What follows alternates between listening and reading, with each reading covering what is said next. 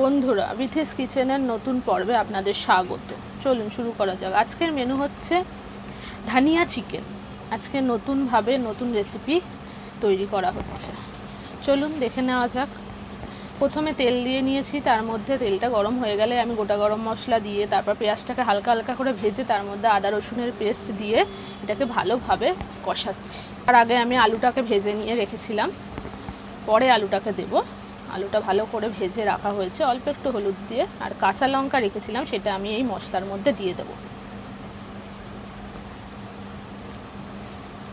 খুব ভালোভাবে পেঁয়াজ, আদা রসুন, গোটা গরম মশলা, কাঁচা লঙ্কা, এবার আমি এর মধ্যে অল্প একটু হলুদ দেব,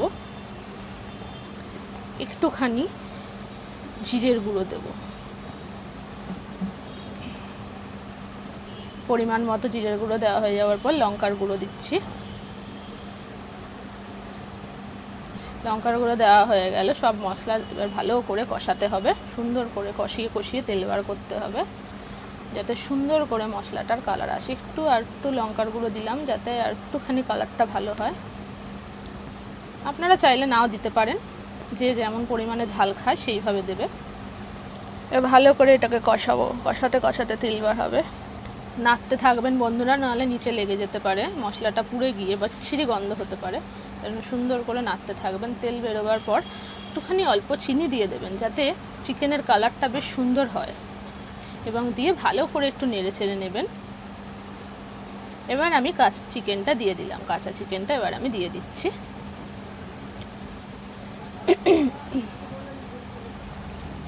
ভালো করে মশলাটাকে চিকেনের সাথে মিক্স করে নিন।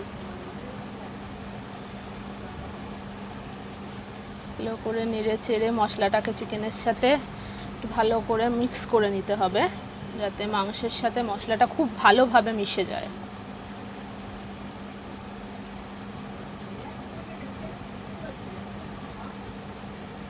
এবার আমি এর মধ্যে একটু টক দই দিয়ে দিলাম। টক দই দিলে চিকেনটা, যেহেতু ধানিয়া চিকেন ওই জন্য আমি এর মধ্যে একটু টক দই অ্যাড করলাম।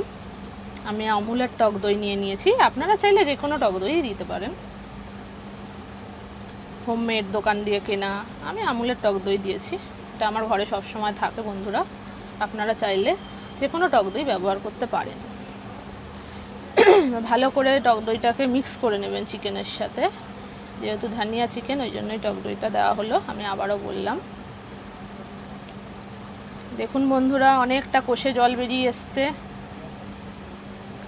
এর মধ্যে আমি দিলাম এবার মিট মশলা। মিট মশলা দেব, পরিমাণ মতো মিট মশলা দেবেন।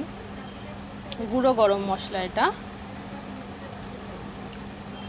সানরাইজের গুঁড়ো গরম মশলা, শাহি গরম মশলা, এটা সানরাইজের শাহি গরম মশলা।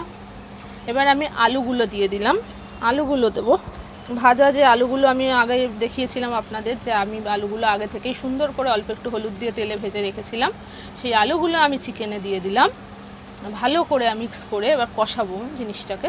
কাঁচা লঙ্কাটা অবশ্যই দেবেন বন্ধুরা। ধানিয়া চিকেনে কাঁচা লঙ্কা দই দিলে টেস্টটা বেড়ে যায়, এবং টমেটোটা পরে দেবেন, কেন টমেটোটা আগে দিলে টেস্টটা ভালো হয় না, একটু পরে দিলে টমেটোটা সুন্দর একটা ফ্লেভার আসে। টমেটোটা দিয়ে ভালো করে মিক্স করে নেবেন চিকেনটার মধ্যে। দেখুন আমি কিছুক্ষণ ঢাকা দিয়ে রেখেছিলাম, তারপর ঢাকা খুলে দেখছি টমেটোও গলে গেছে, চিকেনটা সুন্দরভাবে কষা হয়ে গেছে। আমি অল্প একটু কেওড়া জল এর মধ্যে অ্যাড করব বন্ধুরা। কেওড়া জলে খুব সুন্দর একটা ফ্লেভার আসে। অল্প একটু নুন দিয়ে নিলাম। নুন আমি আগে দিয়েছিলাম, আপনারাও আগে নুন দিয়ে নেবেন, যখন মশলা কষাবেন তখন একটু নুন দিয়ে নেবেন, তাই আমি এখন অল্প একটু নুন দিলাম।